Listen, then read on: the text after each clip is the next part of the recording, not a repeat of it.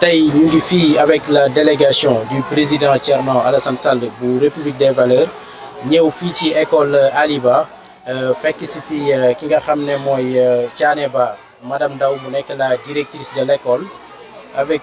ñi nga xam ne ñooy enseignants ak enseignantes yi ñu fi fekk ñu mën ci citer kenn ci ñun muy Amidou Sow tey tànk yi moo doon ki nga xam ne mooy Thierno Alassane Sall ak politique éducative am ni muy jàppale école primaire yi nekk fii ci ville bu Thiès à savoir ci ay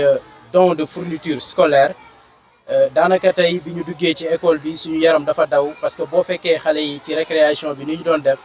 da ngay xam ne tey éducation lu ci waay def rek defe naa ne des na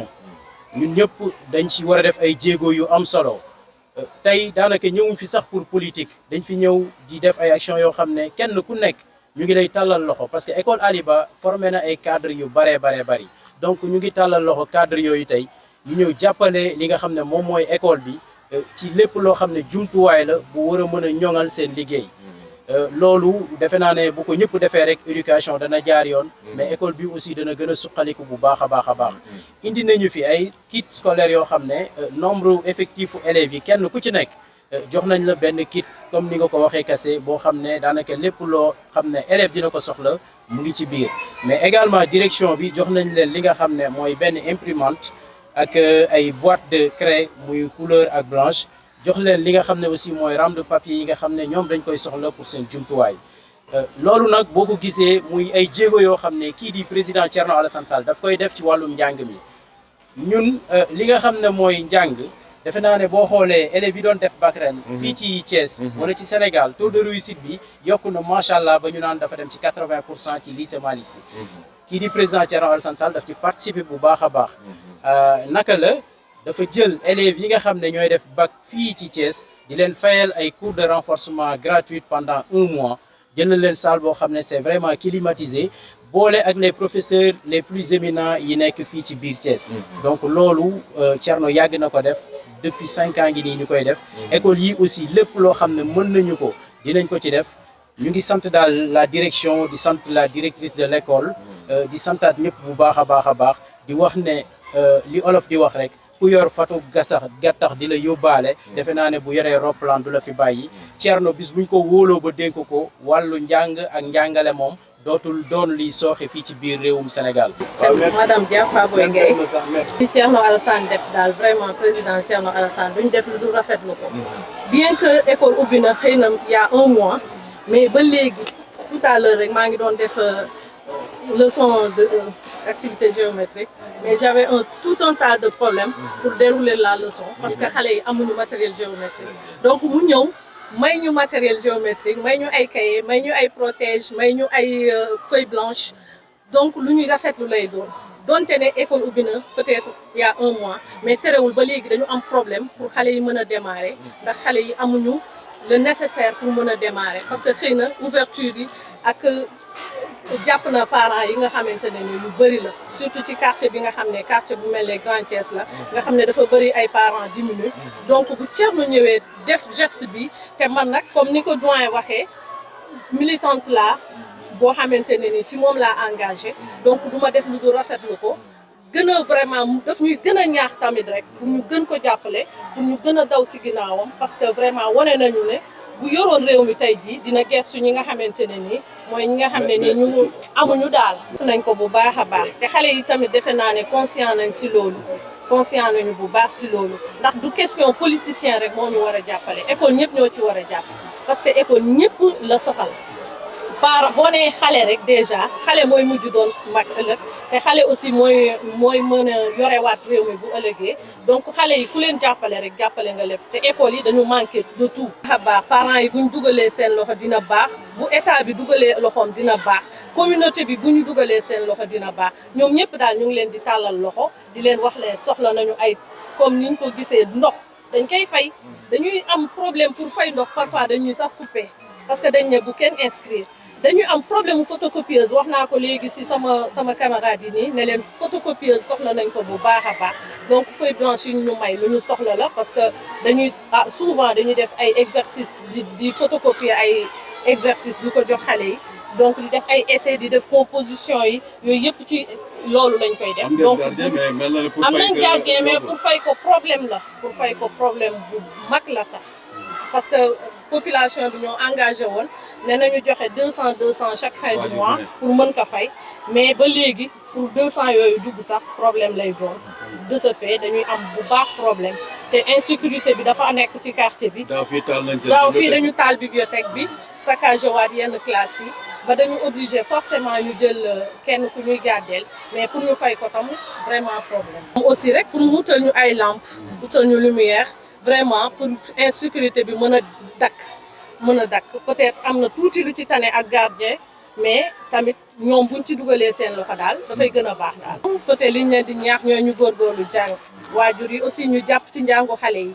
vraiment di leen encadrer ci kër ga di leen topp bu baax a baax daal. Nous profitons de cette occasion pour remercier le généreux donateur Thierno Alassane Sall, qui est d'ailleurs un petit-fils du parrain de l'école, Thierno Siré Eliman Sall. Donc c'est une fierté pour l'école et en même temps c'est une manière de revigorer un peu les enfants, sachant que le petit-fils est là présent et c'est une sorte aussi d'émulation parce que c'est un haut cadre qui aspire à diriger donc le peuple sénégalais. Donc c'est un modèle, ce sera éventuellement un modèle pour les enfants. Et personnellement je dis que je suis un fan parce qu'on s'est rencontrés au lycée quand il faisait la terminale, je faisais la 6e. Et vraiment, il ne cessait de m'émerveiller, surtout quand au niveau du foyer, à chaque fois qu'il montait sur le stade, il parlait un français extraordinaire jusqu'à aujourd'hui. Donc pour moi, c'est une icône. Alors ce geste vient à son heure parce que ça vient soulager quelque part les parents d'élèves et assister par la même occasion les élèves qui en ont vraiment grandement besoin. Donc encore une fois, merci à Madame la directrice de l'école primaire El Hadj Ali Ba, Mesdames les enseignantes, Messieurs les enseignants. C'est avec un réel plaisir que nous sommes venus en délégation remettre du matériel pédagogique et bureautique au nom de Thierno Alassane Sall, président du parti La République des Valeurs. Ce matériel composé de kits scolaires, à savoir cahiers, ardoises, stylos et instruments géométriques pour les élèves, d'une imprimante et des rames de papier pour la direction et des caisses de boîtes de craie blanche et de couleur pour le corps enseignant. Ce geste fait par ce fils de Thiès à l'endroit de la communauté scolaire montre l'intérêt qu'il porte à l'éducation de nos enfants, la relève de demain. Le président Thierno Alassane Sall est coutumier du fait. N'est-ce pas lui qui a réfectionné avec le soutien de partenaires le bâtiment E du lycée Malick Sy, mais aussi l'école primaire El Hadj Amadou Thiam des HLM route de Dakar où il a été élève. La prise en charge de l'éducation de nos enfants, surtout le secteur primaire, doit être renforcée parce qu'étant la période durant laquelle les connaissances de base sont installées chez l'enfant. Nous, parents, devrons aussi veiller davantage sur notre progéniture qui commence à avoir des comportements inquiétants. Ils sont devenus agressifs, leur langage est truffé d'insultes et ils s'intéressent de moins en moins aux études. Cette situation préoccupante doit nous interpeller et nous pousser à avoir une mainmise sur eux et très rapidement redresser la situation. Le Sénégal aspire au développement, mais celui-ci se fait avec des citoyens éduqués, imbus de valeurs, consciencieux, qualifiés et compétents. Pour ce faire, beaucoup de sentiers qui mènent vers l'émergence doivent être portés par des Sénégalais bien formés. Le président Thierno Alassane Sall en est un parfait exemple. Lui qui, de l'école primaire à l'école de formation en aviation civile de Tunisie, en passant par le lycée Malick Sy, a effectué de brillantes études et a toujours eu un comportement exempt de reproches. Aussi, sa carrière professionnelle en dit long sur l'homme compétent et attaché aux valeurs qu'il est. Il suffit de revisiter les actes de haute portée patriotique qu'il a eu à poser pour s'en rendre compte. Tenez-en. En tant que DG de l'ARTP, il diminue son salaire de 14 à 5 millions pour l'intérêt du Sénégal, redresse la boîte en 6 mois avant d'être nommé ministre. Il faut être un homme exceptionnel pour le faire. L'école et l'éducation sont certainement passées là. Merci de votre attention.